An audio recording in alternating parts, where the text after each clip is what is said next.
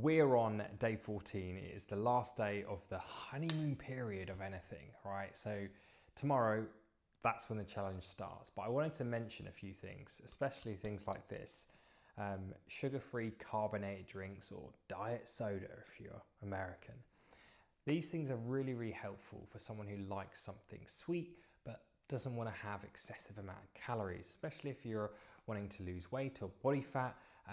Things like this can really help. Now, before you say anything, they're not bad for you. People saying, oh, but they've got chemicals in them, that's really bad for you. Like, it really comes down to the amount that you are having. So the studies that kind of looked into aspartame or spartamine was on rats, and they gave them like 10 times their body weight. If we were to refer it back to us, that'd be like truckloads of the stuff, which is gonna be very, very hard. And majority of people will just never even get close to any dosage that is poisonous, right? So for something like this to take off the edge of a bit of sweetness without like sub 10 calories is an absolute game changer. So again, want to be super clear. I'm not saying, oh, you must drink diet soda drinks. No, but they can be useful for anyone who is liking something sweet, but then doesn't want to incur a huge amount of calories, if not like a diet Coke, like 1 calorie, right? Compared to a cola would be 100 plus calories. So look at it in this way, you'd have to drink a substantial amount of diet cans of Coke to even get close to 1 can of Coca-Cola.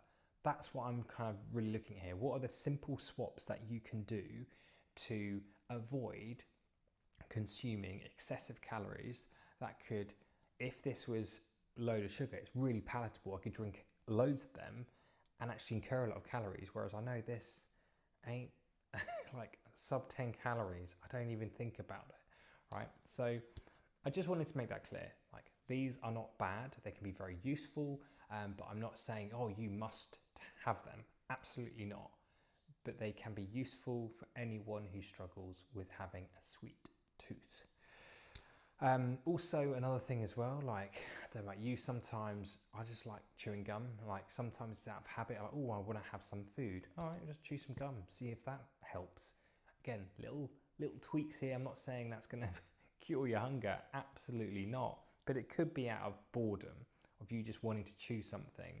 So having a bit of chewing gum here and there could be really helpful, and your breath like smells nice as well. So it's a win-win.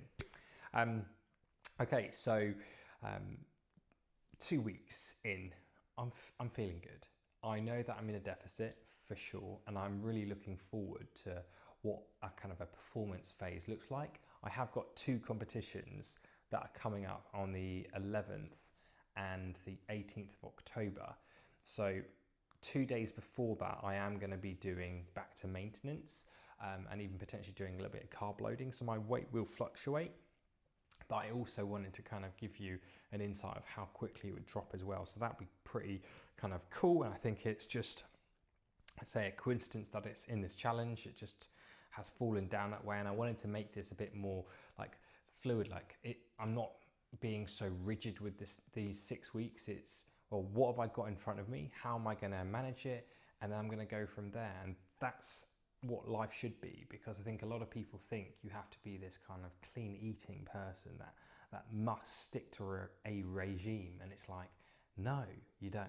If you keep to the core principle of fat loss, which is a calorie deficit, and you effectively do that by any means possible around your lifestyle, then great. And a lot of my clients, I've been reading check-ins today just briefly, and they were like, losing weight, feeling really good, feeling more confident. It's amazing that I've had like a sociable weekend and still things are going in the right direction. It's because that person and those people are finding that clarity of like what they truly need in terms of energy, the food choices, to maintain a loss whilst feeling not restricted. And that's the beauty of all of this. I think this is where people just get so disheartened because they think they need to eat like an absolute monk. And it's like, no, you don't. You can drink alcohol. You can socialize. You just have to look at it and be a bit more savvy with it.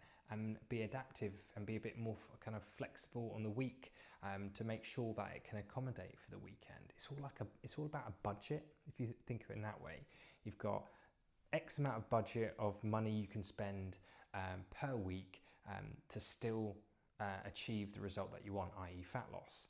If you go over that, then that likelihood of you achieving that goal is going to get smaller and it's going to take a little bit longer. So hopefully that makes sense. Anyway, if you haven't done so already, make sure to hit the subscribe button. Even if you are a PPM member and you haven't done it yet, get an account, sign up, subscribe, and hit the like button. I massively appreciate that. And if you are just someone watching and just kind of enjoying the ride of this challenge, I appreciate you massively, and I will see you all in the next video.